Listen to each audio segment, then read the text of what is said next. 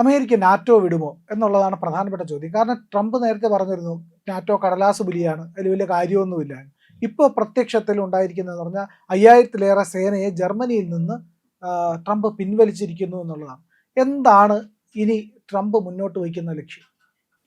ട്രംപിന് ഏതായാലും നാറ്റോവിനോടുള്ള താല്പര്യം ഇല്ല. പൈസ ചിലവുള്ള ഒന്നും വേണ്ട, പൈസയുള്ള പരിപാടിയൊന്നും വേണ്ട എന്ന് പറഞ്ഞാൽ അവരെ കൊണ്ട് ട്രംപിന് ഉപയോഗമൊന്നുമില്ല എന്നാണ് ട്രംപ് പറയുന്നത്. ഈ മിഡിൽ ഈസ്റ്റ് ഇഷ്യൂവിൽ തന്നെ അവർ നേരിട്ടൊന്നും വന്നില്ലല്ലോ. വന്നില്ല. അവർ ഷിപ്പ് അയക്കോ പ്ലെയിൻ അയക്കോ പട്ടാളക്കാരയക്കോ ഒന്നും ചെയ്തിട്ടില്ല. അവരൊക്കെ അവരവരുടെ കാര്യങ്ങൾ നോക്കുന്ന മാത്രമേ ഉള്ളൂ. അപ്പോൾ ഇദ്ദേഹം ഉദ്ദേശിച്ചത് നാറ്റോ സഖ്യം മുഴുവൻ അങ്ങ് വരും. സഖ്യമാണല്ലോ, സഖ്യത്തിൽ അങ്ങനെയൊക്കെ ചില കരാറുകളും ചിലപ്പോൾ കണ്ടേക്കും.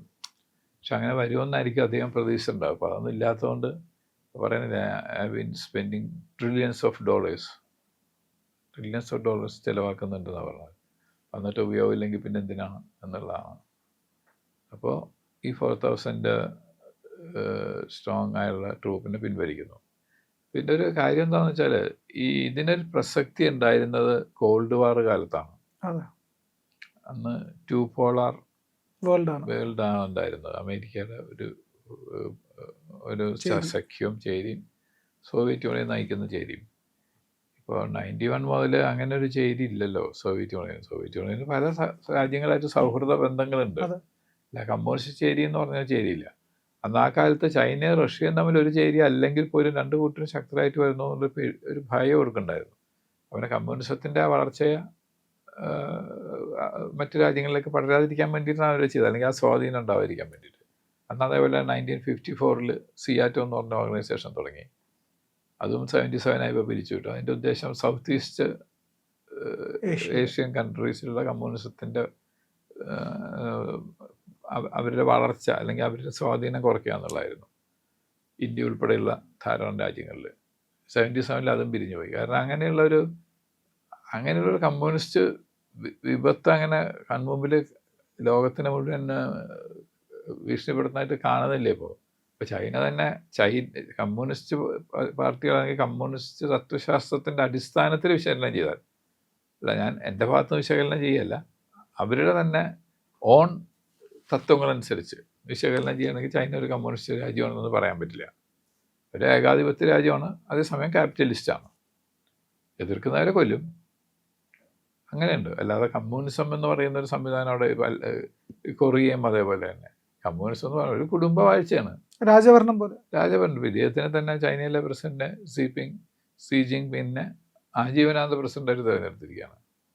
എന്നിട്ട് അവർ പറയുന്ന അവർ കമ്മ്യൂണിസ്റ്റുകളാണെന്ന് പറയുന്നത്.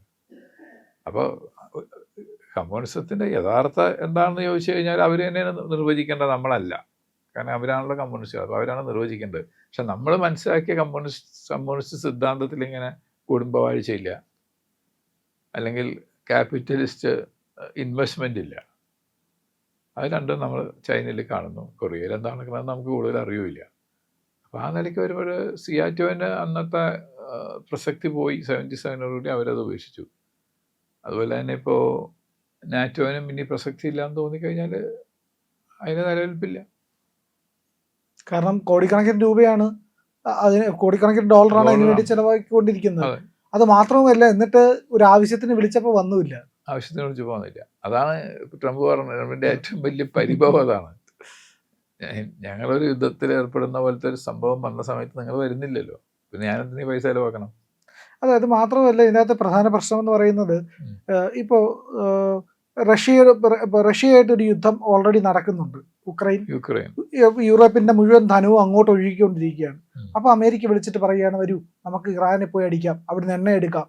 ഇതെല്ലാം ഫ്രാൻസിനോടും UK യോടും മറ്റ് രാജ്യങ്ങളോടെല്ലാം, ശക്തികളോടെല്ലാം, യൂറോപ്യൻ ശക്തികളോടെല്ലാം പറഞ്ഞു. പക്ഷെ അവരാരും കേട്ടില്ല, അവർക്കാർക്കും താല്പര്യമില്ലായിരുന്നു. എന്താണെന്ന് വെച്ചാൽ, ഇപ്പോൾ യൂറോപ്യൻ യൂണിയനിലെ ആൾക്കാർ അല്ലെങ്കിൽ നാറ്റോയിലെ ആൾക്കാർ പ്രധാനമായിട്ട് അവിടെയാണല്ലോ. ഈ ആൾക്കാർക്ക് ആർക്കും തന്നെ അങ്ങനെ ഒരു താല്പര്യമൊന്നുമില്ല യുദ്ധം ചെയ്തുകൊണ്ടിരിക്കുന്നത്. അവരിപ്പോൾ സ്വന്തം നാടിൻ്റെ ഇക്കോണമിയും അതുപോലത്തെ അവരുടെ രാജ്യത്തിൻ്റെ വ്യവസ്ഥയും ഒക്കെ നന്നാക്കാനാണ് അവരിപ്പോൾ ശ്രമിച്ചുകൊണ്ടിരിക്കുന്നത്. ഈ ട്രംപിൻ്റെ പോലെ എവിടെയെങ്കിലും യുദ്ധം ഉണ്ടാക്കി ചെയ്തു കളയാമെന്ന് പറഞ്ഞ് നടക്കുന്ന സ്വഭാവം അവർക്കില്ലല്ലോ. ഇല്ല. ഇപ്പം നാറ്റോയെ സംബന്ധിച്ച് നാറ്റോനെ ഒരു ഉദ്ദേശ നോർത്ത് അറ്റ്ലാന്റിക് ട്രീറ്റി ഓർഗനൈസേഷൻ എന്നാണെങ്കിലും അത് ആ സ്ഥലത്തെ ആൾക്കാർ മാത്രമല്ലല്ലോ. അല്ല, പാകിസ്ഥാൻ വരെ ഉണ്ടല്ലോ. പാകിസ്ഥാനുണ്ട്, ഈസ്റ്റ് ബ്ലോക്കിലെ പഴയ ഈസ്റ്റ് യൂറോപ്പിലെ ആൾക്കാർ പലരും എടുത്തിട്ടുണ്ട്. അതെ. ഒരിടയ്ക്ക് ചർച്ച ഉണ്ടായിരുന്നു സോവിയറ്റ് യൂണിയൻ ചേരാൻ പോകുന്നു. അതെ അതെ, റഷ്യ, സോവിയറ്റ് യൂണിയൻ അല്ല, സോറി, റഷ്യ ചേരാൻ പോകണമെന്ന് വരെ ഒരു കാലത്ത് സംസാരം ഉണ്ടായിരുന്നു. അപ്പോൾ എന്തിനെ ഒരു തുടങ്ങി എന്നുള്ളതിൻ്റെ ആ ഒരു പർപ്പസ് അവർ മറക്കുന്നുണ്ടോ എന്നുള്ളതാണ്. അപ്പം ഇത് പിന്നെ എന്തിന് തുറന്നുകൊണ്ട് പോകണമെന്നുള്ള ചോദ്യം പലർക്കും വരുന്നുണ്ടാവും. ഇപ്പോൾ ഒരു two polar politics, international politics ഇപ്പം ഇല്ല, അതങ്ങനെ. പിന്നെ കമ്മ്യൂണിസത്തിൻ്റെ വലിയൊരു കടന്നുകയറ്റമില്ല. ഇപ്പോൾ അന്ന് ആ കാലത്തൊക്കെ 80s-ലും 70s-ലും 80s-ലൊക്കെ ആ ഭയം ഉണ്ടായിരുന്നു. കാരണം അന്ന് ബ്രഷ്നേവ് ഡോക്ട്രിൻ എന്നും പറഞ്ഞുകൊണ്ട് അന്നത്തെ സോവിയറ്റ് യൂണിയനിലെ party general secretary Leonid Brezhnev ഒരു കാര്യം പറഞ്ഞിരുന്നു. എവിടെയെങ്കിലും കമ്മ്യൂണിസ്റ്റ് പാർട്ടിക്ക് ഭീഷണിയുണ്ടോ അവിടെയെല്ലാം ഇടപെടാൻ ഞങ്ങൾക്ക് അവകാശമുണ്ടെന്ന്. ആ ഡോക്ടറിന് പ്രകാരം വേണമെങ്കിൽ ആ ഡോക്ടറിനെ നടപ്പാക്കുകയാണെങ്കിൽ ഇന്ത്യയിൽ കമ്മ്യൂണിസ്റ്റ് പാർട്ടിക്ക് ഭീഷണി ഉണ്ടെങ്കിൽ അവർക്ക് ഇടപെടാം. അങ്ങനെ അതാണ് ബ്രഷ്നേവ് ഡോക്ടർ എന്നാണ് പറഞ്ഞിരുന്നത്. അപ്പോൾ പണ്ട് അങ്ങനെ ഒരു വിപത്ത് അവർ കണ്ടിരുന്നു. പക്ഷെ ഇന്നിപ്പോൾ അങ്ങനത്തെ ഒരു വിപത്ത് കണ്ടില്ല. റഷ്യ അവരുടെ കാര്യം നോക്കി പോകണമെന്നല്ലേ ഉള്ളൂ. എല്ലാ രാജ്യങ്ങളും ചെയ്യുന്ന പോലെ തന്നെ അവരുടെ കാര്യങ്ങൾ, അവരുടെ സ്വന്തം ഇൻട്രസ്റ്റുകൾ നോക്കി പോകുന്നു. അപ്പോൾ അതുകൊണ്ട് കമ്മ്യൂണിസ്റ്റിന് വലിയൊരു ഭീഷണി വരാൻ ഇല്ല എന്ന് വന്നാൽ നാറ്റോയിലെ അംഗരാജ്യങ്ങൾക്ക് പിന്നെ എന്താ ഇൻട്രസ്റ്റ് ഉള്ളത്? പൈസ മേടിക്കാൻ അവർക്ക് പ്രശ്നം ഉണ്ടാവില്ല. പക്ഷേ ട്രംപ് പറയുന്ന സ്ഥലത്ത് ഒരു യുദ്ധം ചെയ്യണമെന്ന് അവർക്ക് അതിൻ്റെ ആവശ്യമില്ല. കാരണം അവരോട് ചോദിച്ചിട്ടല്ല ട്രംപ് ഈ പരിപാടിക്ക് ഇറങ്ങിയത്. അതുപോലെ അമേരിക്ക പല കാര്യങ്ങളും യൂറോപ്യൻ യൂണിയന്റെ മേൽ അടിച്ചേൽപ്പിക്കാൻ നോക്കി. പ്രത്യേകിച്ച് നാറ്റോ ആണല്ലോ യൂറോപ്യൻ യൂണിയനിലെ പ്രധാന ശക്തികളെ നാറ്റോയോട് പറഞ്ഞു, നിങ്ങൾ F-35 അമേരിക്കയിൽ നിന്ന് വില കൊടുത്ത് വാങ്ങണം. F-35 വലിയ വിലയാണ്, അത് മെയിൻ്റെനൻ കോസ്റ്റ് കൂടുതലാണ്, പക്ഷെ അതിൻ്റെ ആവശ്യമില്ല. അപ്പോൾ യൂറോപ്യൻ യൂണിയൻ പറയുന്നത് നാറ്റോയ്ക്ക് വേണമെങ്കിൽ യൂറോപ്യൻ യൂണിയൻ രാജ്യങ്ങൾക്ക് ഈ നാറ്റോയ്ക്ക് വേണ്ടിയിട്ട് F-35 വാങ്ങിക്കേണ്ടതില്ല, ഞങ്ങൾക്ക് യൂറോ ഫൈറ്റർ ഉണ്ട്, യുദ്ധവിമാനം സ്വന്തമായിട്ടുണ്ട്, എന്തിനാണ് ഞങ്ങളത് വാങ്ങിക്കേണ്ടത്? എന്തിനാണ് അമേരിക്കയ്ക്ക് കീഴ്പ്പെടുന്നത്? അമേരിക്കയ്ക്ക് ലാഭം ഉണ്ടായി കൊടുക്കാൻ വേണ്ടിയിട്ടാണോ ഈ സഖ്യമെന്ന് ആദ്യം ഒരു ചോദ്യം വന്നിരുന്നു. ഇപ്പോൾ അതിൻ്റെ തുടർച്ചയാണ്. അവർ ചോദ്യം ചോദിച്ചു, അപ്പോൾ പലപ്പോഴും സഹകരിക്കുന്നില്ല. ഇതെല്ലാം തുടർന്ന് വരുമ്പോൾ അമേരിക്കയ്ക്ക് അവർക്ക് ലാഭം ഉണ്ടാക്കാൻ കഴിയുന്നില്ല എന്നൊരു ഒരു സാഹചര്യത്തിലേക്ക് കാര്യം പോകുന്നു. അതുകൊണ്ടായിരിക്കണം നാറ്റോ വിടുന്നതല്ലേ? അതായിരിക്കും. അമേരിക്കയെ സംബന്ധിച്ച് അവരുടെ ഇൻട്രസ്റ്റ് ആണല്ലോ പ്രധാനപ്പെട്ട കാര്യം. ഓരോ അമേരിക്കൻ പ്രസിഡന്റിൻ്റെ പ്രവർത്തന രീതി അല്ലെങ്കിൽ പ്രവർത്തന ശൈലി എന്ന് പറഞ്ഞാൽ ആ കൺട്രിയുടെ ഇൻട്രസ്റ്റ് ആണ്. ഇപ്പോൾ ട്രംപിൻ്റെ കാലത്ത് പലപ്പോഴും ഇൻട്രസ്റ്റ് മറന്നു പോകുന്നുണ്ടോ നമുക്ക് തോന്നും, അങ്ങനെ വിശ്വസിക്കേണ്ടി വരും. അവർ കൺട്രിയുടെ ഇൻട്രസ്റ്റ് മറന്നുകൊണ്ടാണ് അധികമായി വേണ്ടാത്ത പരിപാടികൾക്ക് ഇറങ്ങി തിരിക്കുന്നത് എന്നുള്ളത്. പക്ഷേ സാധാരണഗതിയിൽ അമേരിക്കയുടെ foreign policy, defence policy, economic policy, ഇതെല്ലാം ബന്ധപ്പെട്ടിരിക്കുന്ന അവരുടെ ഇൻട്രസ്റ്റാണ്. അവർക്ക് no permanent enemies, no permanent friends, but only permanent interest എന്ന് പറയുന്ന ആൾക്കാരാണ്. അപ്പോൾ അങ്ങനെ അവർ പോകുന്ന സമയത്ത് നാറ്റോനെ കൊണ്ട് അവർക്ക് പ്രത്യേകിച്ച് ആവശ്യമൊന്നും ഇല്ലെങ്കിൽ എന്തിനേ പൈസ ചിലവാക്കണം? ഇതൊരു ഓർണമെൻ്റലായിട്ട് കൊണ്ടു നടക്കാമെന്ന് മാത്രമല്ലേ ഉള്ളൂ. വലിയൊരു സഖ്യം ഉണ്ടെന്ന് പറയാവുന്ന അല്ലാതെ യൂറോപ്യൻ കൺട്രീസ് ആരും തന്നെ ഇതിലൊന്നും വന്ന് തലയിട്ട് മിഡിൽ ഈസ്റ്റിലെ കാര്യങ്ങൾ തലയിട്ടിട്ട് വന്ന് പ്രവർത്തിക്കാനൊന്നും സാധ്യതയില്ല ഇന്നത്തെ നിലയ്ക്ക്. കാരണം അവരെ സംബന്ധിച്ച് അവരുടെ രാജ്യങ്ങളുടെ പ്രശ്നങ്ങൾ തന്നെ നേരിടാൻ, ഇപ്പോൾ കൊറോണയൊക്കെ സമയത്ത് അവർ വളരെയധികം വിഷമിച്ചു പോയി. യൂറോപ്യൻ രാജ്യങ്ങൾ വളരെയധികം വിഷമിച്ചു പോയി. ആ സമയത്ത് മെഡിസിനൊക്കെ പല രാജ്യങ്ങളും കൊടുത്തിരുന്ന നമ്മുടെ ഭാരതത്തിൽ നിന്നല്ലേ. അപ്പോൾ ഭാരതത്തിന് ഇന്നുള്ള പോലത്തെ തന്നെ ഒരു സ്റ്റെബിലിറ്റി പല യൂറോപ്യൻ രാജ്യങ്ങൾക്കും ഇല്ല. അതിൻ്റെ ഇക്കോണമി വളരെയധികം പുറകോട്ട് പോയല്ലോ.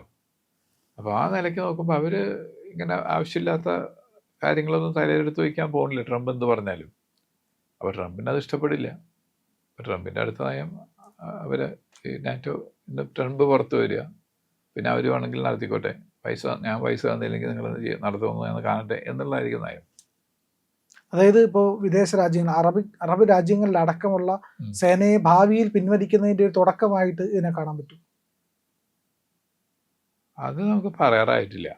കാരണം അത് മിഡിൽ ഈസ്റ്റിൽ ട്രംപിനോ അല്ലെങ്കിൽ അമേരിക്കൻ പ്രസിഡന്റുമാർക്ക് എല്ലാവർക്കും തന്നെ ലോങ് ടേം പ്ലാൻ ഉണ്ട്. കാരണം ഓയിലാണ് അതിൻ്റെ എല്ലാം പ്രശ്നം. ഓയിലിൻ്റെ പുറത്ത് കൺട്രോൾ ഉണ്ടാവുക എന്നുള്ളത് തന്നെയാണ് അതിൻ്റെ ഉദ്ദേശം. പല കമ്പനികളുടെയും ഓയിൽ കമ്പനികളുടെയൊക്കെ അവരുടെ മാൻഡേറ്റുകൾ അവർക്കുണ്ടല്ലോ. അതുകൊണ്ട് മിഡിൽ ഈസ്റ്റ് രാജ്യങ്ങളിൽ നിന്ന് സൈന്യത്തിനെ പിൻവലിക്കാനുള്ള ചാൻസ് ഉടനെ ഉണ്ടെന്ന് തോന്നുന്നില്ല.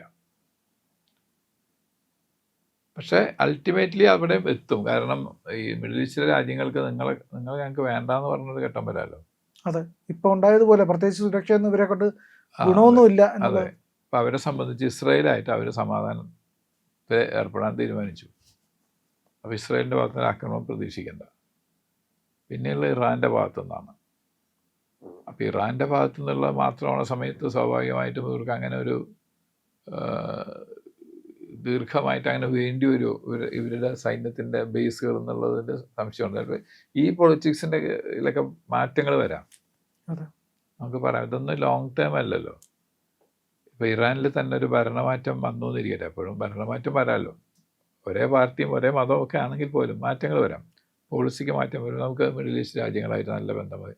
ഇപ്പോൾ മിഡിൽ ഈസ്റ്റ് രാജ്യങ്ങൾ, പ്രത്യേകിച്ച് GCC കൺട്രീസ്, ഇവർക്കെല്ലാവർക്കും ഈ ഇസ്രയേലിൻ്റെ ഒരു മനുഷ്യൻ പാർട്ട്ണറാണെങ്കിൽ ആ കമ്പനിയുടെ സാധനം ഇമ്പോർട്ട് ചെയ്യാൻ പാടില്ല എന്നായിരുന്നു. അവിടെ ഒരു ഡിപ്പാർട്ട്മെൻറ്റ് തന്നെയാണ് പോർട്ട്ഫോളിയോ അവിടുത്തെ രാജ്യങ്ങളിൽ ഇസ്രായേൽ ബോയ്ക്കോട്ട് എന്ന് പറഞ്ഞിട്ട്. അപ്പം അത്ര സീരിയസ്. എന്നിപ്പോൾ അത് പോയിട്ട് അത്ര മാറിപ്പോയി അവർ.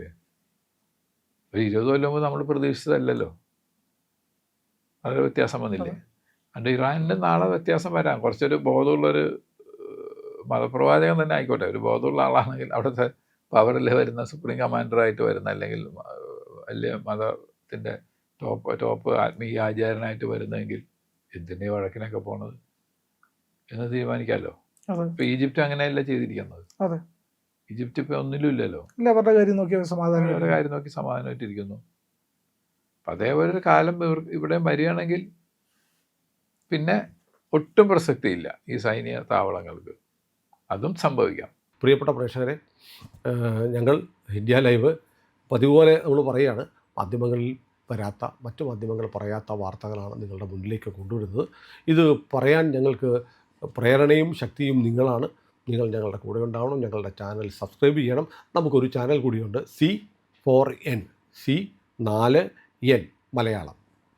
നമ്മൾ ഈ തെരഞ്ഞെടുപ്പൊക്കെ ആയതുകൊണ്ട് കൂടുതൽ വാർത്തകൾ നമ്മുടെ ഈ പ്ലാറ്റ്ഫോമിൽ തന്നെ കൊടുക്കാൻ കഴിയാത്തതുകൊണ്ടാണ് C4Nൽ പുതിയ വാർത്തകൾ കൊടുക്കുന്നത്. അപ്പോൾ ആ ചാനലും കൂടി ഒന്ന് സബ്സ്ക്രൈബ് ചെയ്യണം. ഇന്ത്യ ലൈവ് ഉറപ്പായിട്ടും ചെയ്യണം. C4N കൂടെ, C4N, C എന്ന് പറഞ്ഞാൽ ക്രെഡിബിൾ, ഫോർ N നേഷൻ, രാജ്യം. നമ്മുടെ രാജ്യത്തിന് വേണ്ടിയാണ്. രാജ്യം വിട്ട് ഒരു കാര്യവും ഇന്ത്യ ലൈവിനില്ല. അതുകൊണ്ട് ഞങ്ങളുടെ കൂടെ ഉണ്ടാവണം എന്നുകൂടി അഭ്യർത്ഥിക്കുന്നു.